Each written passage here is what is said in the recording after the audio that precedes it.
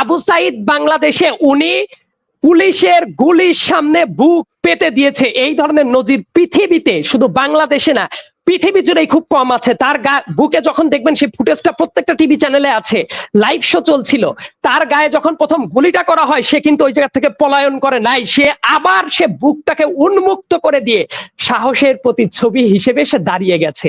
তারপরে সে আবার গুলি খেয়ে লাইভ ক্যামেরায় সে মৃত্যুর কোলে ঢলে পড়েছে।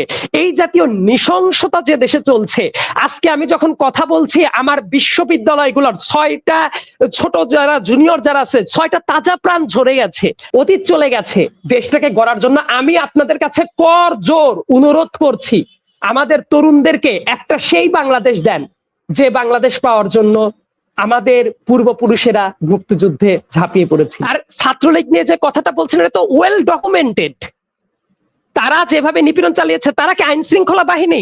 এমনকি তাদের দায়িত্বশীল দলের সেক্রেটারি নিজে বলছে ছাত্রলীগ এটার জবাব দিবে। My first question is that, Chhatra League আইন শৃঙ্খলা বাহিনী কবে থেকে হলো?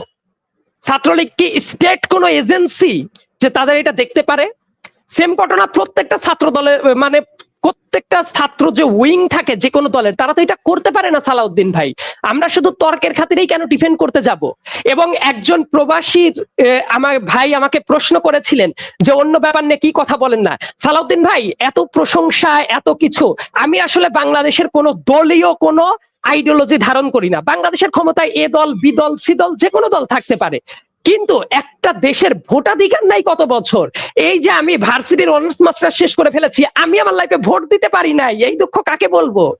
এমনকি 2019 সালে ডাকসু ইলেকশন যখন হয়, ঢাকা বিশ্ববিদ্যালয়ের ডাকসু ইলেকশন ওয়াজ ম্যাসিভলি রিগড, আমি নিজে সাক্ষ্য দিচ্ছি, আমাকে ভোট দিতে দেওয়া হয় নাই। তাহলে এই যে আপনাদের যে বয়সে এত ছোট একজন মানুষ, ভোটাধিকার নাই, ডাকসু ইলেকশন নাই, আমাদের তো কষ্ট লাগে সালাউদ্দিন ভাই। হ্যাঁ আব্দুল্লাহ, ভোট যদি দিতে না পারেন তাহলে ভিপি নূর কিভাবে ভিপি হলো কিভাবে?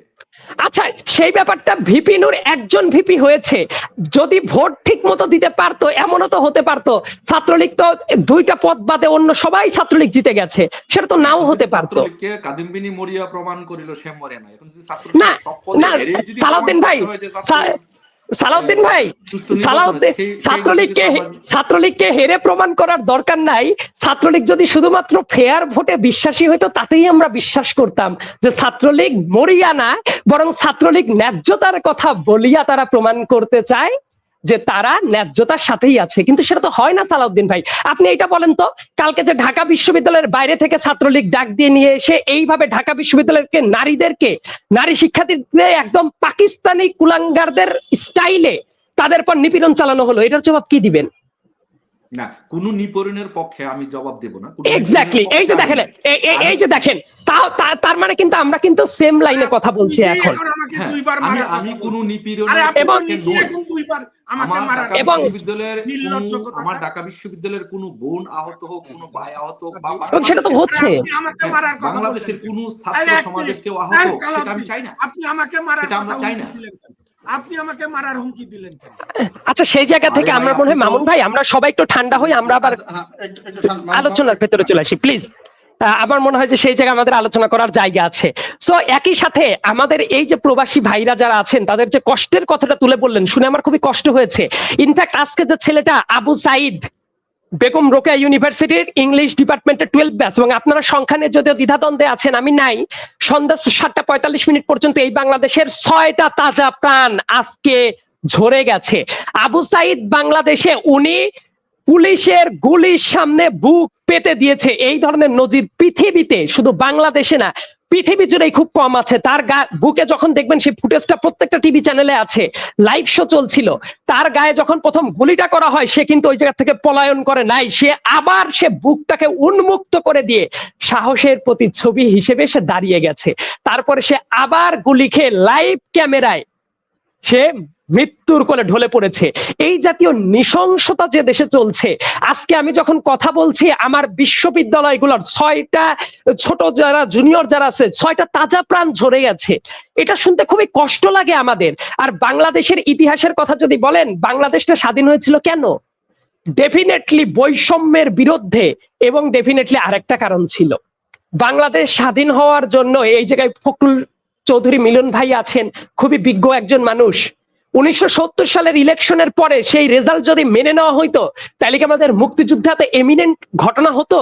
ওই ইলেকশনে জেতার পরে যখন ক্ষমতাটা হস্তান্তর করা হলো না, তার জন্যই কিন্তু 7 মার্চের ভাষণ এবং করেসপন্ডিং জিনিসগুলো খুব কুইক চলে আসার চেষ্টা করলো। তার মানে আমাদের দেশ স্বাধীন হওয়ার সাথেও নির্বাচনের একটা খুবই মেজর ভূমিকাটা আছে। কিন্তু সেই দেশ স্বাধীন হওয়ার পরে, এত বছর পরে দেশের মানুষ, আমার বলার দরকার নাই, এই যে যারা সাধারণ মানুষ আছে, প্রত্যেকটা সাধারণ মানুষের মনের ভাষাটা একটু বোঝার চেষ্টা করেন। সালাউদ্দিন ভাই, this is not like Awami League, BNP, হ্যান ত্যান অমুক তমুক, কিচ্ছু না। এই দেশে যদি মানুষের ভোটাধিকার থাকতো তাহলে বিএনপি আসুক, আওয়ামী লীগ আসুক, মানুষের ভেতরে না এত ক্ষোভ থাকতো না, বৈষম্য থাকতো না। আপনারা যদি সত্যিকার অর্থে আওয়ামী লীগের ভালো চান, আমিও তো চাই আওয়ামী লীগ যদি জনগণের ভোটে, ফেয়ার ভোটে ক্ষমতায় আসে, প্রবলেম নাই তো। বরং আমরাই অ্যাপ্রিসিয়েট করব জনগণের ফেয়ার ভোটে ক্ষমতায় আসছে। এই যে প্রবাসী যারা আছে, এই যে শ্রমিক, কৃষক যারা আছে, তারাও অ্যাপ্রিসিয়েট করবে। এবং আরেকটা গুরুত্বপূর্ণ যে ব্যাপারটা আমরা অ্যাভয়েড করে যাই, আমার ভেতরে না কোনো ইনস্টিটিউশনাল প্রাইড নাই।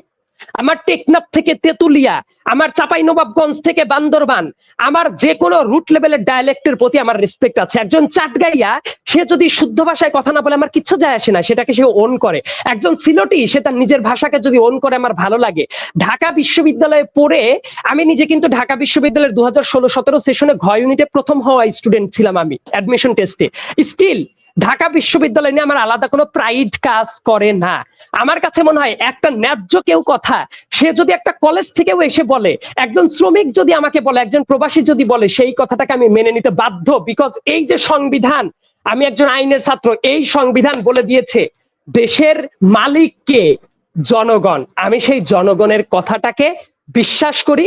প্রত্যেকজন জনগণ, যে শ্রমিক, যে কৃষক, যে তাঁতি, যে জেলে, আমি মনে করি প্রত্যেকের মর্যাদা আছে। কারণ আমি যে ঢাকা বিশ্ববিদ্যালয়ে পড়েছি, আমি ক্যাডেট কলেজে পড়েছি, এটাই ট্যাক্স পেয়ারদের মানির টাকা, এই প্রবাসীদের টাকার অবদান আছে, এই কৃষকদের টাকার অবদান আছে। এই কারণে ঢাকা, রাজশাহী, সিলেট কে কোথা থেকে আসলো, আমার ভেতরে না কেন এই সুপেরিয়রিটি কাজ করে না। আমার কাছে মনে হয় প্রত্যেকটা মানুষেরই অবদানটা আছে। এবং দেশ হিসেবে এই যে আপনারা তো প্রত্যেকে প্রবীণ হয়ে গেছেন, আমাদের তরুণদের জন্য কি দিয়ে গেলেন? ছাত্রলীগের অনেক গৌরবানুজ্জ্বল অধ্যায় আছে সালাউদ্দিন ভাই, আমি অস্বীকার করছি না। ছাত্রলীগ অবশ্যই দেশের স্বাধীনতা থেকে শুরু করে অনেক জায়গায় অনেক অবদান রাখছে। একই সাথে অন্যান্য দলের যারা আছে তারা কি অবদান রাখে নাই? তারা অবদান রেখেছে। আমরা বিভক্তির জায়গা থেকে চলুন এই দেশের জনগণের রাইট প্রতিষ্ঠার কথা বলি। আমার কাছে মনে হয় তাইলে আমার মতো যারা তরুণ আছে, আমরা হতাশ না হয়ে একটা সুন্দর বাংলাদেশ কে করতে চায় না? সালাউদ্দিন ভাই আপনি করতে চান না? মামুন ভাই আপনি করতে চান না? ফখরুল ভাই আপনি করতে চান না? এবং যারা আজকে ভয়েস অফ দ্য পিপল হিসেবে যারা জয়েন করেছিলেন, তারা চান না এই দেশটা ভালো হোক, এই দেশে গণতন্ত্র ফিরে আসুক, এই দেশে জনগণের ভোটাধিকার থাক, এই দেশে মানবাধিকার প্রোটেক্টেড থাক, এই দেশে আইনের শাসন প্রতিষ্ঠিত হোক? সবাই তো চান।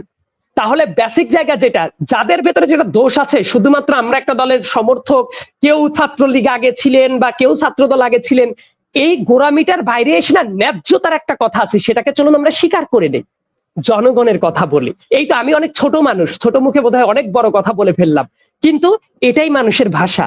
অতীত চলে গেছে, দেশটাকে গড়ার জন্য আমি আপনাদের কাছে কর জোর অনুরোধ করছি, আমাদের তরুণদেরকে একটা সেই বাংলাদেশ দেন যে বাংলাদেশ পাওয়ার জন্য আমাদের পূর্বপুরুষেরা মুক্তিযুদ্ধে ঝাঁপিয়ে পড়েছিল।